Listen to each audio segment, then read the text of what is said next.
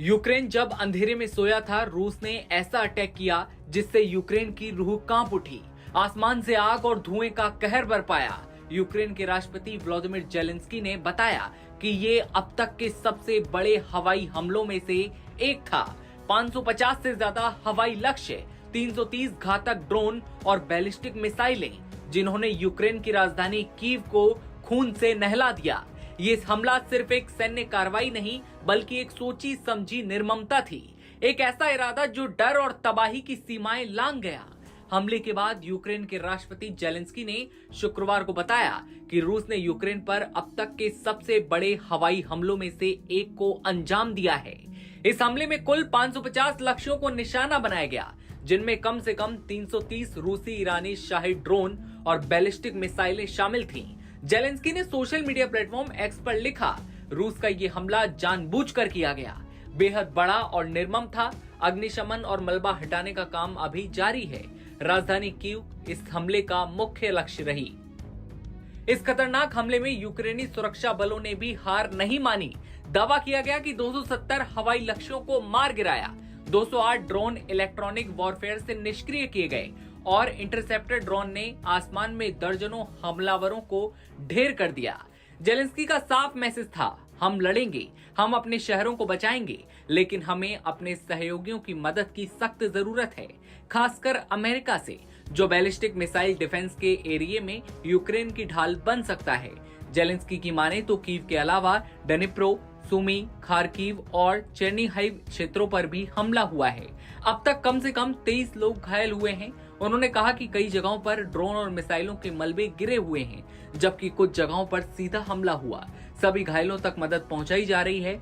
Zelensky ने यह भी कहा कि जब गुरुवार को यूक्रेनी शहरों में हवाई हमले के सायरन बजने शुरू हुए, ठीक उसी समय अमेरिकी राष्ट्रपति ट्रंप और रूसी राष्ट्रपति पुतिन के बीच फोन पर बातचीत की खबरें सामने आईं। लेकिन कीव एक बार फिर इन हमलों के बीच टिका रहा। लेकिन सवाल वही है, आखिर कब तक, और क्या अगला हमला उससे भी बड़ा होगा? युद्ध अभी खत्म नहीं हुआ और खतरा अब और भी करीब है। उन्होंने कहा कि ये साफ दिखाता है कि जब तक रूस पर बड़े पैमाने पर दबाव नहीं डाला जाएगा, वो अपनी विनाशकारी नीतियों से पीछे नहीं हटने वाला। हर हमले के जवाब में रूस को कड़े प्रतिबंधों और आर्थिक झटकों का सामना करना चाहिए। यही तरीका है जिससे हालात को जल्द बेहतर बनाया जा सकता है।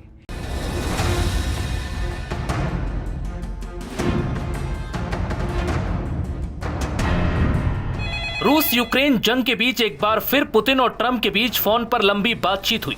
जानकारी के मुताबिक ये बातचीत बड़ी ही सख्त और तीखे मिजाज की रही, जिसमें पुतिन ने साफ कर दिया कि अब रूस अपने लक्ष्य को हासिल करने से पहले नहीं रुकेगा। दरअसल जहां एक तरफ ट्रंप लगातार दोनों देशों के बीच जंग रुकवाने में लगे हैं, तो वहीं पुतिन अब आक्रामक रुख अख्तियार कर चुके हैं। हालांकि पुतिन ने यह भी साफ कर दिया कि वो युद्ध के पक्ष में नहीं है और युद्ध को लेकर बातचीत को तैयार हैं। हालांकि इस दौरान पुतिन यूक्रेन को लेकर काफी आक्रामक नजर आए। अमेरिका और रूस के राष्ट्राध्यक्षों के बीच हुई बातचीत के बाद क्रेमलिन के सीनियर अधिकारी यूरी युशाकोव ने इसकी जानकारी दी। जानकारी के मुताबिक दोनों नेताओं के बीच ये बातचीत करीब 1 घंटे तक चली। इसमें रूस और यूक्रेन से बातचीत के अलावा ईरान और इस्राइल मुद्दे पर भी चर्चा हुई। रॉयटर्स में प्रकाशित रिपोर्ट के मुताबिक दोनों नेता यूक्रेन को लेकर सॉल्यूशन पर बातचीत कर रहे हैं। ट्रंप ने यूक्रेन संघर्ष को तेजी से रोकने का मुद्दा उठाया, तो पुतिन ने भी बातचीत के जरिए समाधान तलाशने का इरादा जता दिया। पुतिन ने इस बातचीत के दौरान जोर देकर कहा कि रूस यूक्रेन संघर्ष को जन्म देने वाले मुद्दों को दूर करने के लिए अपने लक्ष्य को जरूर हासिल करेगा। जब तक रूस ऐसा नहीं करेगा, तब तक वो पीछे नहीं हटेगा। रूस ने कहा कि यूक्रेन शांति वार्ता मॉस्को और कीव के बीच है। ऐसे में दोनों देशों को शांति के लिए प्रयास करना होगा। ट्रंप ने इस पर सहमति जताई। हालांकि दोनों नेताओं के बीच अमेरिकी हथियारों की आपूर्ति रोकने के बारे में कोई बात नहीं हुई। इस बातचीत के दौरान रूस ने मिडिल ईस्ट में शांति पर जोर दिया और ईरान की संप्रभुता की रक्षा को जरूरी बताया। ट्रंप भी इससे सहमत नजर आए। दोनों नेताओं ने आपस में बातचीत की और तय किया कि दोनों नेता आपस में बातचीत जारी रखेंगे। अमेरिकी राष्ट्रपति डोनाल्ड ट्रंप की ओर से पहले ही यूक्रेन को हथियार की सप्लाई रोकने का ऐलान किया जा चुका है। ट्रंप ये ऐलान इसलिए भी कर रहे हैं ताकि वो अपने हथियारों के स्टॉक को ठीक कर सकें। हालांकि यूक्रेन के राष्ट्रपति जेलेंस्की ने इसे गलत बताया और कहा कि अमेरिका को ऐसे समय पर यह फैसला नहीं लेना चाहिए। हालांकि इस बातचीत में दोनों नेताओं ने आमने सामने मुलाकात पर कोई बात नहीं की, लेकिन ये तय हुआ कि भविष्य में संवाद जारी रहेगा। ये ट्रंप और पुतिन के बीच इस साल छठी बातचीत थी। वहीं रूस और अमेरिका के रिश्तों, मिडिल ईस्ट के हालात, इन सभी मुद्दों पर दोनों नेताओं ने खुलकर बात की। हालांकि यूक्रेन को हथियार देने में अमेरिका की हिचक पर पुतिन ने कोई टिप्पणी नहीं की।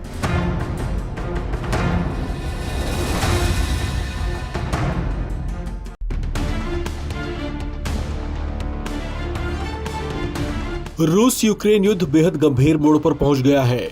दोनों देशों के बीच ये युद्ध भीषण होता जा रहा है। अब इस युद्ध में एक और नया मोड़ आ गया है।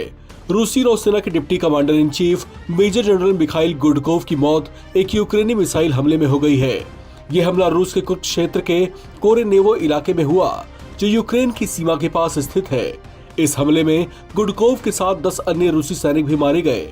खबर की पुष्टि यूक्रेन से जुड़े एक सैन्य टेलीग्राफ चैनल के जरिए हुई है।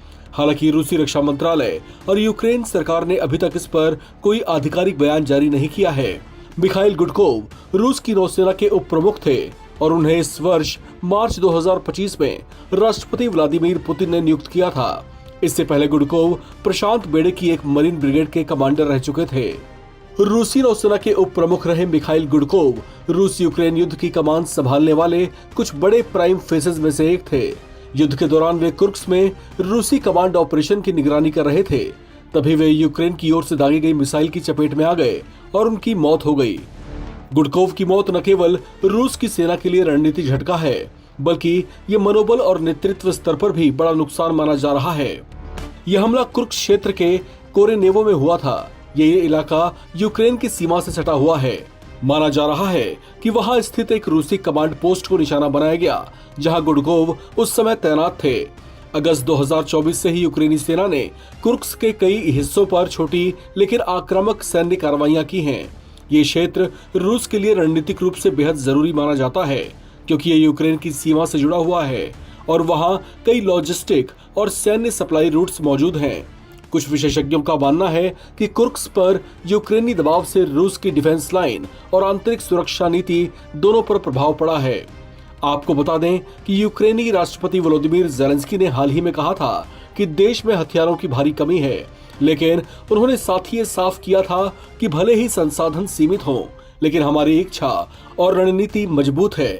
रूस को हराने के लिए हमारे पास कई विकल्प हैं। उन्होंने साथ ही ये चेतावनी भी दी थी कि अगर अमेरिका या पश्चिमी सहयोगियों से मदद में कटौती होती है तो इसका सीधा लाभ रूस को मिलेगा। यूक्रेन के इस बड़े हमले और रूस के एक बड़े सैन्य अधिकारी के मारे जाने के बाद चर्चाएं तेज हो गई हैं कि रूस अब इसका भयानक बदला ले सकता है।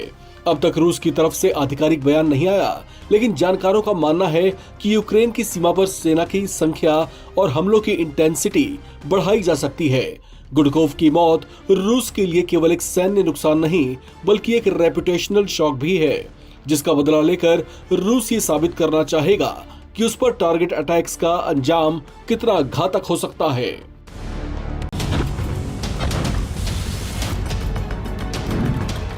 रूस यूक्रेन की जंग में अब नॉर्थ कोरिया के तानाशाह और सर्वोच्च नेता किम जोंग उन ने अब और तबाही मचाने की ठान ली है।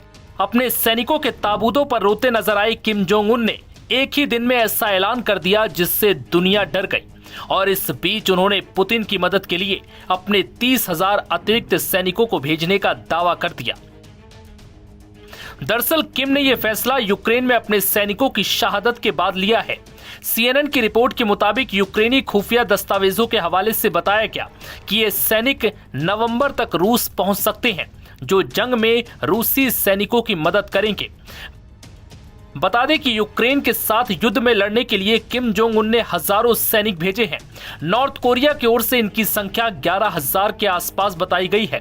हालांकि यूक्रेन का दावा है कि सैनिकों की संख्या कम से कम 14,000 है और 3,000 अतिरिक्त सैनिक भी भेजे गए हैं। CNN की रिपोर्ट में दावा किया गया है कि हाल ही में नॉर्थ कोरिया के सैनिकों की मौत के बाद किम जोंग उन ने 30,000 अतिरिक्त सैनिकों को भेजने की तैयारी भी कर ली है। बता दें कि हाल ही में नॉर्थ कोरिया में 6 ताबूत पहुंचे थे, जिन पर किम जोंग उन ने खुद झंडे लपेटे थे, वो इस मौके पर दुखी भी नजर आए। इन ताबूतों के साथ कोरियाई और रूसी सैनिक थे। इन सैनिकों की याद में एक कार्यक्रम का आयोजन भी किया गया था, जिनमें जेलेंस्की की सेना द्वारा मारे गए सैनिकों को याद किया गया था। इससे पहले जनवरी में यूक्रेन ने कुर्स्क क्षेत्र में उत्तर कोरियाई सैनिकों को पकड़ने का दावा किया था। वो किम के भेजे गए 11,000 सैनिकों में शामिल थे। हालांकि इन सैनिकों को जो फर्जी पहचान पत्र दिए गए थे, जिससे ये लग रहा था कि ये सैनिक साइबेरिया के किसी दूर क्षेत्र के हैं। रिपोर्ट के मुताबिक उत्तर कोरियाई सैनिक जल्द ही रूस के कब्जे वाले यूक्रेन में पहुंचकर पुतिन की सेना को मजबूत करेंगे। इसके अलावा रूस को जरूरी हथियार और गोला बारूद भी दिया जाएगा। यूक्रेनी खुफिया एजेंसियों के हवाले से द सन में प्रकाशित एक रिपोर्ट के मुताबिक रूस के सैन्य विमानों को कोरियाई सैनिकों को ले जाने के लिए तैयार किया जा रहा है। इससे पहले साउथ कोरिया की राष्ट्रीय खुफिया सेवा ने भी एक रिपोर्ट में नॉर्थ कोरिया के 6,000 सैनिकों की यूक्रेन में तैनाती की बात कही थी। साउथ कोरिया के सांसद सियोंग क्वेन ने तो यहां तक दावा किया था कि नॉर्थ कोरिया ने सैनिकों को रूस भेजने के लिए नए सैनिकों की भर्ती शुरू कर दी है। उत्तर कोरिया को सैनिकों और हथियारों की आपूर्ति के बदले में रूस ने उत्तर कोरिया को सैन्य एवं आर्थिक सहायता दी है। साउथ कोरिया, अमेरिका और अन्य सहयोगी राष्ट्रों को इस बात की चिंता है कि रूस नॉर्थ कोरिया को संवेदनशील टेक्नोलॉजी भी दे सकता है, जिससे उसके परमाणु कार्यक्रम को गति मिल सकती है।